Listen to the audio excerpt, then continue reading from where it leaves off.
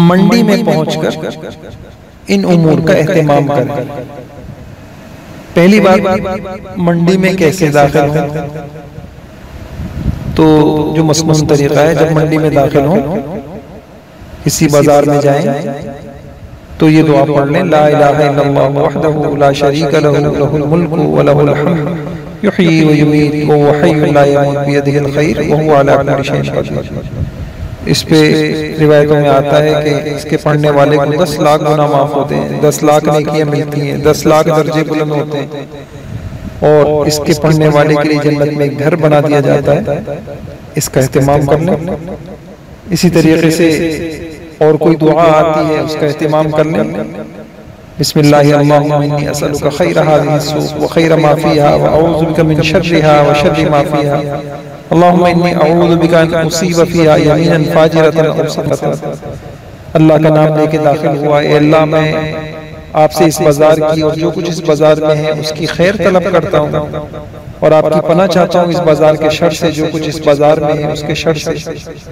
तो इंशाअल्लाह इस पाकीज़ा बड़ी प्यारी दुआ है। इस दुआ की बरकत से अल्लाह ताला जो है खैर के फैसले फरमाएंगे, खैर के सौदे हो जाएंगे और शर से इंसान बच जाएगा। अगली बात, मंडी में कितनी देर इंसान लगाएगा। तो हदीस में जो है बाजार को अच्छी जगह नहीं कहा, सबसे अच्छी जगह मस्जिदें हैं, सबसे बुरी जगह बाजार है। और तो हत्तुल इम्कान इस बात की कोशिश हो कि जल्द से जल्द इंसान फारिग हो जाए, बिला वजह जो है घूमना फिरना, अपनी हैसियत से ज्यादा जानवरों की कीमतें मालूम करते रहना, उनको देखने के लिए इधर उधर जाना, तबसरे करना, वक्त ज़ाय करना अच्छी बात नहीं। लिहाजा इस बात की कोशिश हो जल्द से जल्द फारिग हो जाए। कब खरीदना है, तो इसमें भी अल्लाह के नबी ने हमारी रहनुमाई फरमाई है। जुम्मे की पहली अजान के वक्त खरीदो फरोख्त करना मकरूह तहरीमी होता है। तो अगर ऐसा कोई वक्त है तो उसमें खरीदारी के लिए न जाए।